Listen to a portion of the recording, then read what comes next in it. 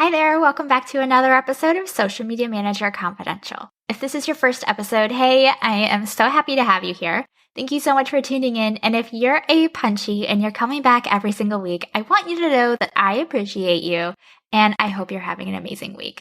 So I got to sit down and chat with the Latasha James. I've been following her on YouTube for quite a while now, and I love listening to her podcast and following her on Instagram, and so I was so appreciative when she agreed to come on the show and chat with me. So we talked about getting started as a social media manager, raising your prices, kind of the ins and outs of learning different specialties of social media management, and just so much more. So without further ado, here is our little chat we had.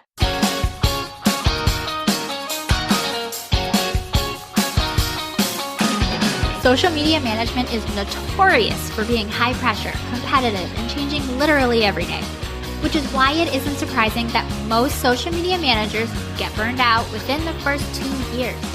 So how do you keep going? How do you stay up with the latest updates, protect your mental health, and build a successful social media management business that supports your lifestyle goals? Whether that's working from home with your kiddos or jet setting around the world, that's what this show is all about. Welcome to Social Media Manager Confidential. I'm Shantae Gorman, founder of a 6-figure social media management agency and mentor to social media managers. And I'm here to dish on the ins and outs of the social media management world without any of the gatekeeping that can come along with it. You'll learn, you'll laugh, and you'll leave each episode inspired. Let's dive into today's episode.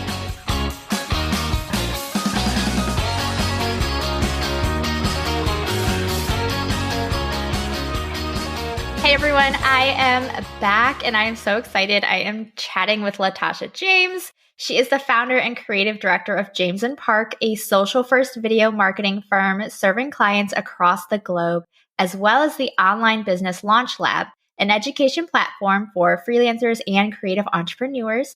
Through her courses, YouTube, and podcast content, Latasha has encouraged thousands of people to start and grow their businesses, both online and off. Hi, Latasha. How are you? Hi, Shantae. Thank you so much for having me. Absolutely. I'm excited to have you on here. So let's just start off. What is your current business setup like? Well, I wear a lot of hats, to be honest, which I think a lot of us do nowadays. Yeah. I think that wasn't so much the case, but now that all these social platforms want us all to be creators, I think a lot of people can probably relate. Yeah. So there's, one side of the business that's a little bit more content creation focused. So I have a YouTube channel, a podcast as well, and I educate that way. I also, as you mentioned, have OBLL. So that's my school where I teach people how to become social media managers, how to be creators, things like that. So that's one side of the business. The other side of the business is service-based, where I'm working with mostly like tech brands is kind of the bulk of who my clients tend to be, although that's changing a little bit. But I do social media strategy and video content for them. I started as doing like full service day-to-day social media management, and I still do a little bit of that for a few clients that I've worked with for years. But nowadays, most of what people are looking for is like video content and strategy. Yeah, I think those two pieces are really important in this day and age, which is interesting of how like social media management, when we first started, has completely changed than what it is now. For sure. We didn't even need video back then. It was just like photos. Oh, yeah. Like the good old quote graphic was like the go-to. Post that on Facebook, you're good. You were good to go. It was fine. And now we need video, or we need like video edited really well. And like we've had to step up our skill set for sure. Absolutely. Yeah, it's changed a lot. I mean, I don't know when you started. It's been about 5 years. Okay, yeah. So yeah, I guess my first foray into social media is like almost like 10 years ago, which is like ancient, Like I said, back then it was just Facebook pages. That was pretty much it. I was writing a lot of tweets, and that was pretty much it. And that's kind of how I really carved out my niche, or like my zone of genius, if you will, because I was actually going to school for film at the time when I first started. And so, yeah, every once in a while, someone would recommend me as like, hey, can you shoot this video for my friend? Or can you do XYZ? And I was like, why don't we post these videos on social media, on Facebook? And we started to see really good results from that and using them for Facebook ads, things like that.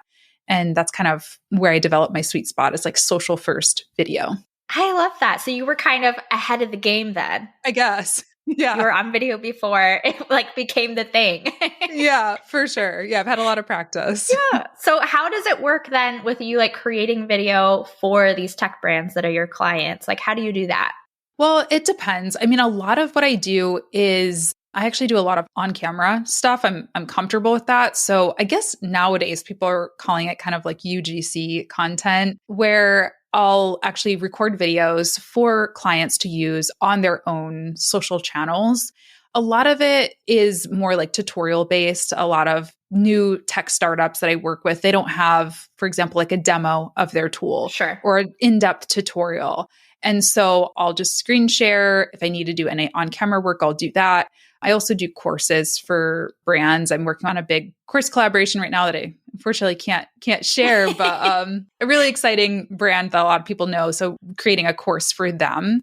So they're kind of hiring me out both as video producer, editor, and sometimes on camera talent as well. Nice. Other times, if a brand does, if they have a CEO or they have a member of their team who is comfortable being on camera, that makes my job a little bit easier. And I can just either shoot them or take their footage that they send my way and then do that editing magic. Absolutely. So if you have someone else creating the video, do you give them like a script or like what we need, or they handle that? Yeah, I do. Typically, obviously it depends on the project. If it's like a, super polished video, then we're going to have a full script. But in a lot of cases, and I'm sure you know this as well, like I think most of what works on social isn't so super polished nowadays. Yeah. People want to hear that just kind of natural, organic conversation, maybe something that's a little more fun and lighthearted, especially if it's going directly on social media. So I try to encourage my clients to just be themselves, and I'll give them like a shot list. I think this is something that might be applicable for everyone listening, because whether you're like trying to be a video creator or not, as we mentioned, you have to be involved in video in some way. And so for like Instagram stories or Instagram reels, that can be really hard to capture that footage, especially if you're remote. If you're not, you can't just walk down the street into a store and do it for the client. So I find giving them a shot list, just a bullet point list of like, hey, could you take a video of, your menu? Can you take a video of an entree, a dessert, or whatever it is? And just giving them that kind of checklist and then having them just drop it all into a Google Drive folder or whatever works for you.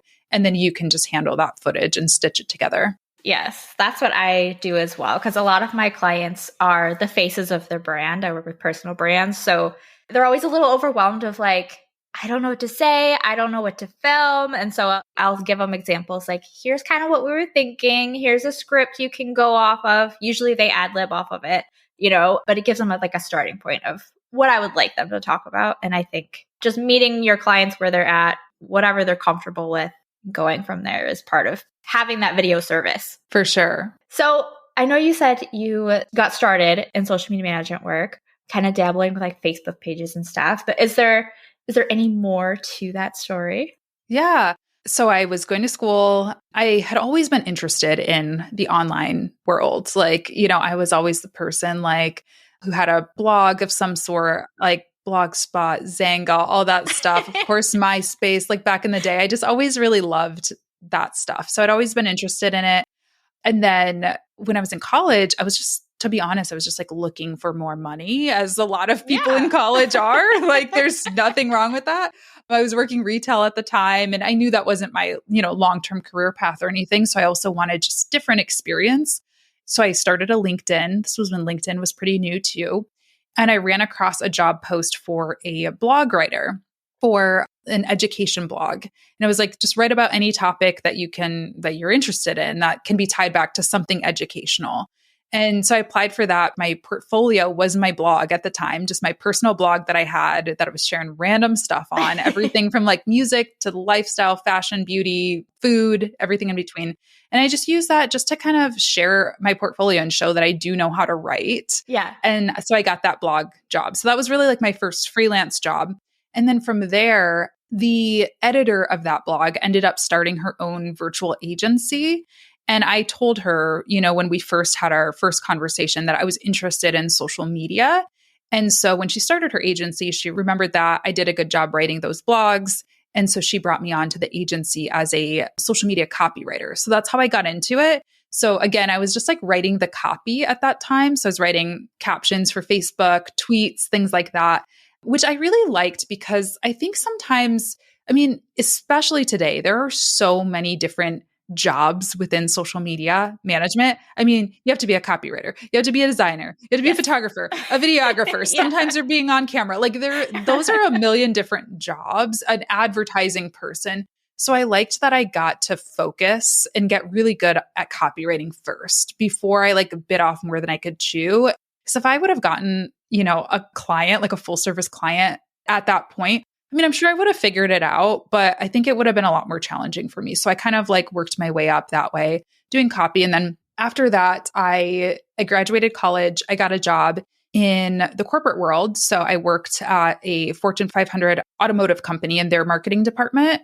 Then I went on to a staffing company, worked in their marketing department as a social media manager. All the while I was kind of freelancing on the side, just, taking on like a client or two at the time. And it wasn't even that I had this big dream of owning my own business or anything like that. I just like to stay busy. And I felt like you can probably relate. Like I feel like you learn so much more working for a smaller client because you're wearing all the hats, Yes. in my corporate job, it was like, I had one specific role and that was good too. But I really learned a lot working with those clients. So anyway, in about 2018, I went full time with my business. So that's the story. Nice. I love the journey. And it's not like, so a lot of people like getting into it. And I'm sure, they're like, do I need a degree in social media management? Like, what do I need? And really like your degree's in film, right? Yep. Yeah. And so it's like, you don't have to have a degree in it. Like it's so new and it changes so much that there would be no point to getting a degree, in my opinion. Yeah. Because by the time you started and the time you graduated, like it would be irrelevant. For sure. So it's kind of like you learn on the job. Hi there, this is Ad Shantae popping in to let you know about the Sugar Punch template shop. Inside the shop are done-for-you templates that I created specifically for social media managers and digital marketers so that you can seamlessly plug and play and have a professional business without losing any more sleep. We all know we need more of that. From a pricing calculator to an onboarding welcome packet to an all-in-one social media calendar, as in you can create, revise, and have clients approve it all through Canva. Love how simple it is. Plus a case study template with 100 proven copy ideas to impress your clients, and a social media marketing proposal template. I've got you covered. Shop the affordable templates or get the discounted bundle, you do you, at my website. I'll link it in the show notes for you. Now, back to today's episode.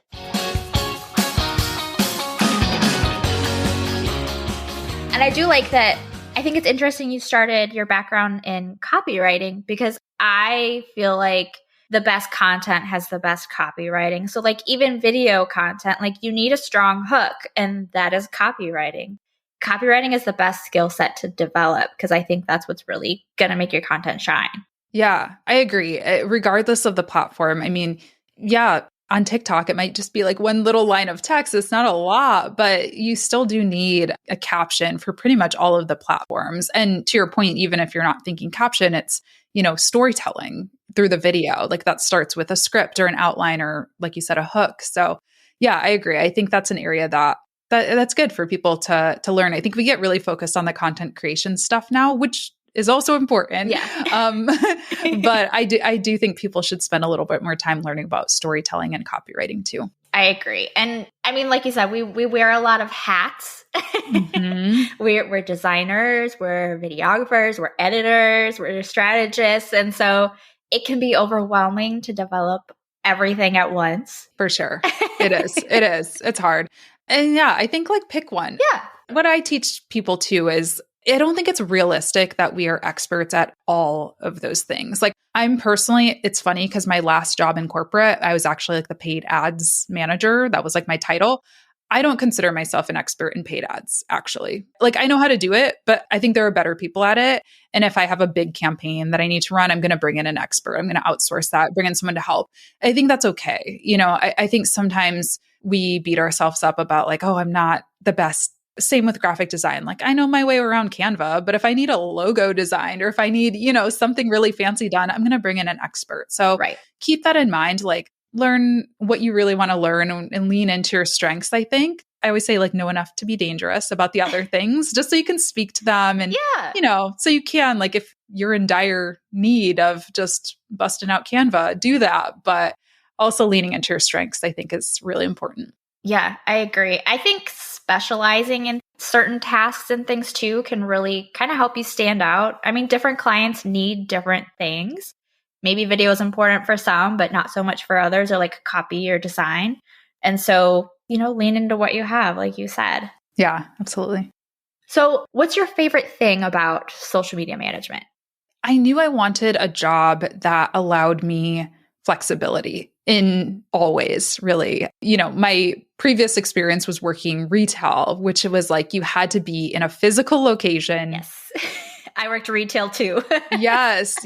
Which is great. Like I definitely took a lot of, customer service stuff away from retail and all of that. But yeah, you have to be there physically from, 11 to 7 or whatever your shift is. Yes. And so I knew I didn't want that. I also, when I first started, I was young and I wanted to travel and have the ability to do that if I wanted to. So I think that's my favorite thing is that it's very flexible in that you get to define your hours, you get to define your location. You can even define like who you work with. You mentioned you work with personal brands. I work with a lot of startups. Like I get to choose that. If there's a certain industry I'm like, I don't really love, I don't have to.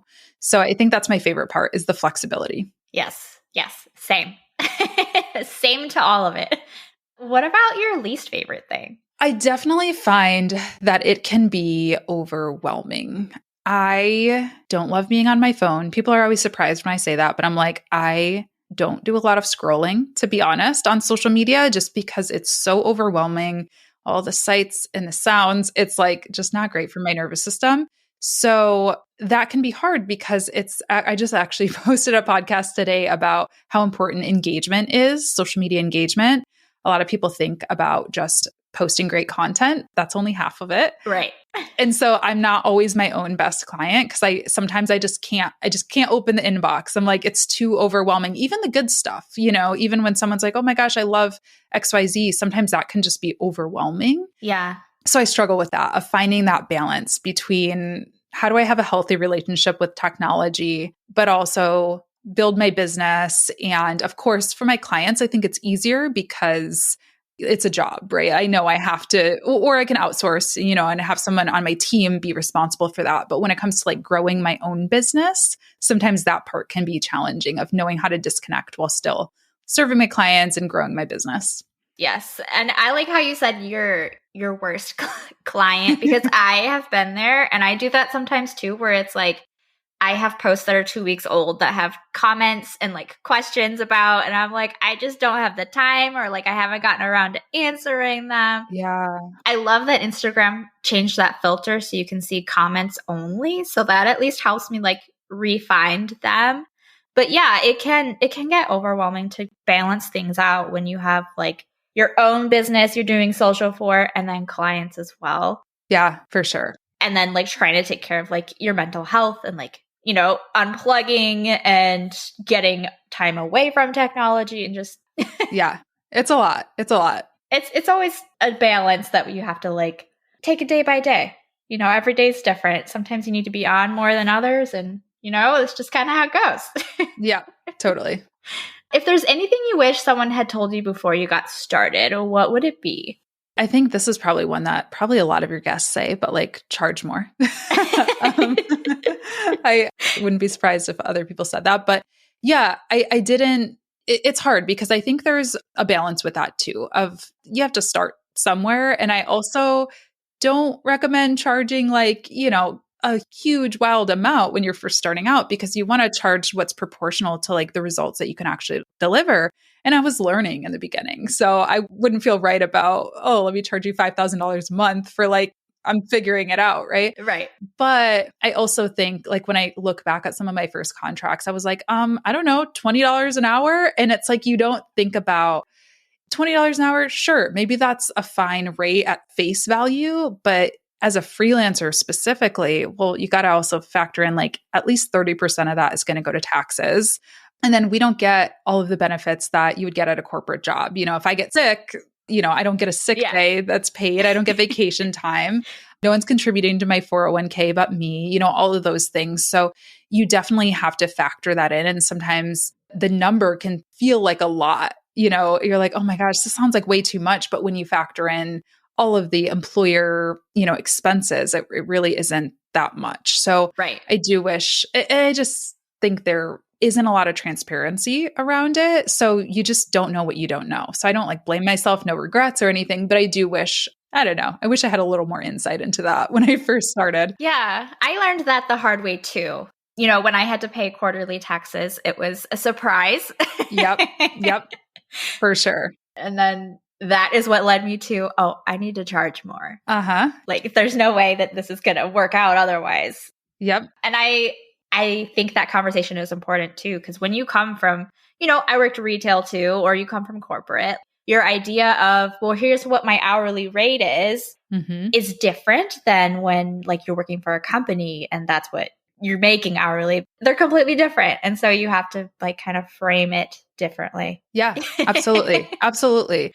And I also think that, or at least I did, I struggled with it because it just felt so selfish in a way, which is silly because you deserve it, whatever. But, I also, something that helped me is like, I'm not doing my best work if I'm out here struggling.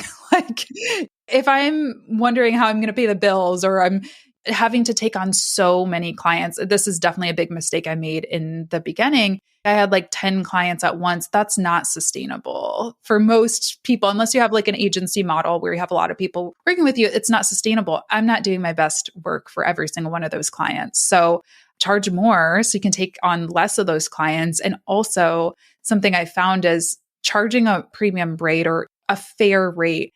Also, it attracts a particular type of client that probably is investing in other areas of their business and understands what it's like to work with a freelancer and isn't going to treat you like an employee or micromanage and all of those things. So it's usually not it never is a bad decision to charge a fair rate. Right.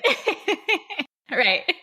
Yep. There are clients out there and I think the quality of them is higher. So as you get more comfortable raising your rates, the quality of clients you're attracting and are working with also improves.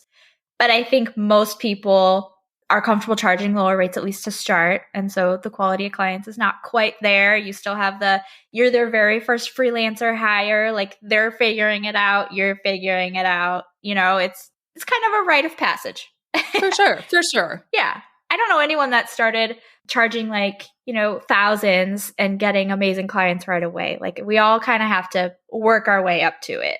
Absolutely. Yeah. Like I said, you have to be realistic too when I compare my work that I was doing, 8 years ago to now, it wasn't the same level. So that's okay. We all have to grow and work our way up for sure. Yeah. I mean, you don't have to be an expert right away. Yep. So I know you really are passionate about lead gen through YouTube, which I am very new to YouTube. So I would love to hear your thoughts on that. Yeah. I mean, this is the unexpected thing for me. Like I said, I've always just loved the internet and connecting with people that way. So same, just like my blog, I had a YouTube channel that was just for fun. I actually started doing like beauty and fashion content on there because that was just kind of like what was popular at the time. And I was like, oh, this seems cool. I don't know. Yeah. I used to watch so much fashion and like makeup tutorials and stuff. Like that was the heyday of YouTube. Yes. Yeah. I mean, that's how I learned how to do makeup. Like I never wore makeup or anything in high school. And so I was like, oh, this is cool. Like, let me learn how to do this. And it was just fun. I had no idea people were making money. It was just fun. Yeah.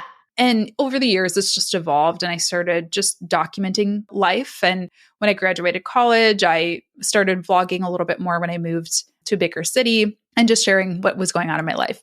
Part of that was working in marketing and people were like, oh, like this is cool. Like you work in social media, tell us more. And so I would just slowly start to share more about social media on my YouTube. And over time, that's obviously the direction. That's all that I really talk about on my YouTube now is social media and freelancing.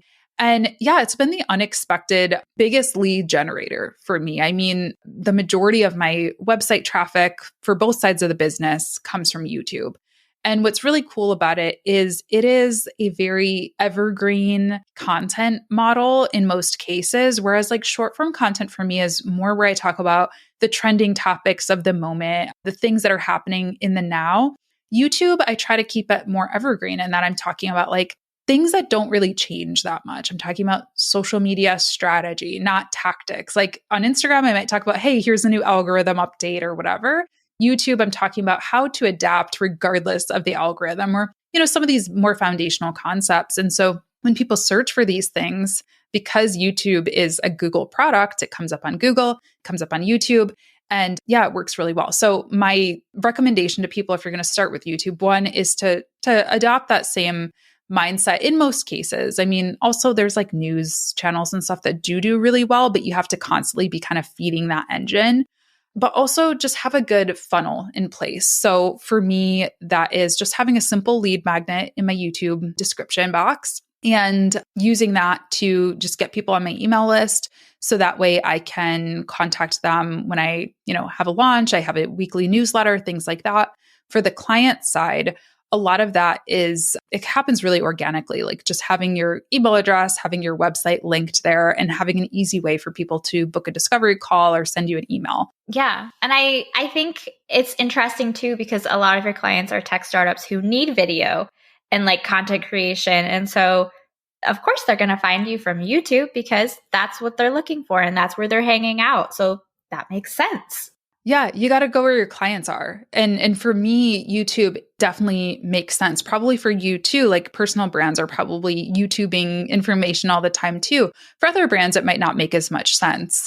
There might be other platforms that you can better invest your time in. But if you feel like it's a place where your ideal clients are, definitely have a presence there and at least give it a shot. Yeah, absolutely. Would you say if you're trying to get clients from YouTube, would it be smart to do like educational content? Yeah, absolutely. I mean, I think there's a balance of, your more educational kind of algorithm type content that people are searching for often. So the how-to content.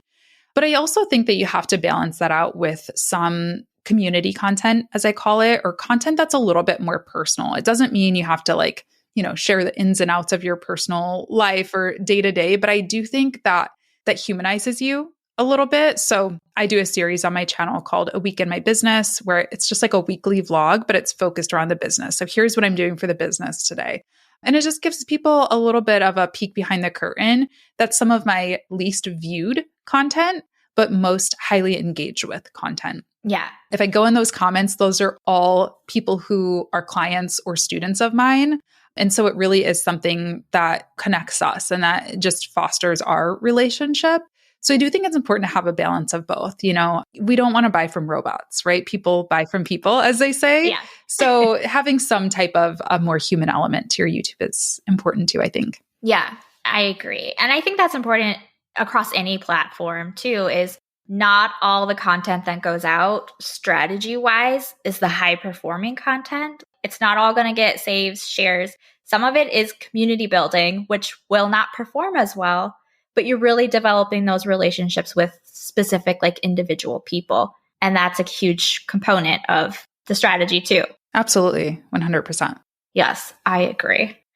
Thank you so much for coming on here. Where can everybody find you? Yeah, thank you so much for having me.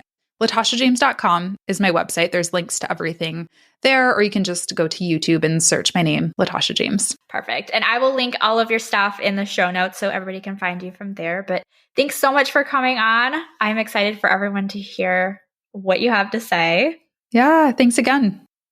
That was amazing. If you want to connect with Latasha, definitely check out the links in the show notes. She has some pretty great content out there. And if you have any friends who are social media managers, share the link to this episode with them and help them out. And if you're not already following this podcast, make sure you hit the follow button or the plus button in Apple Podcasts so you can get brand new episodes delivered straight to your podcast app every Friday. Thank you so much for listening. I'll catch you next time. Thanks for tuning in to today's episode. Learn more about my digital template shop, online courses, and mentorship program by going to my website at sugarpunchmarketing.com. And while you're there, make sure you join my safe, supportive community created exclusively for social media managers. It's 100% free to join and packed with really amazing resources, trainings, and people. See you next time.